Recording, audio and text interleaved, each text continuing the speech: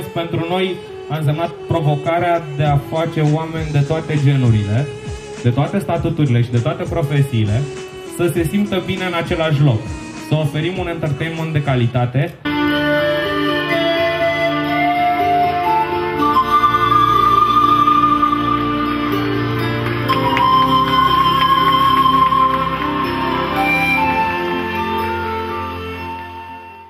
Care sunt serviciile pe care le oferiți?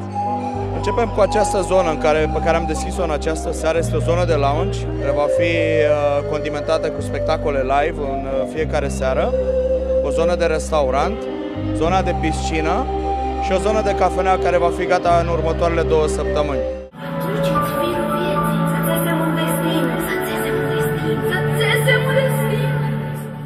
Ce ați pregătit pentru această seară? O paradă vestimentară din ciocolată și o statuietă tot din ciocolată de aproximativ 90 ceva de kilograme. Cât timp ați lucrat la ea? Pe una peste alta, cu parada vestimentară de ciocolată, aproximativ 10 zile.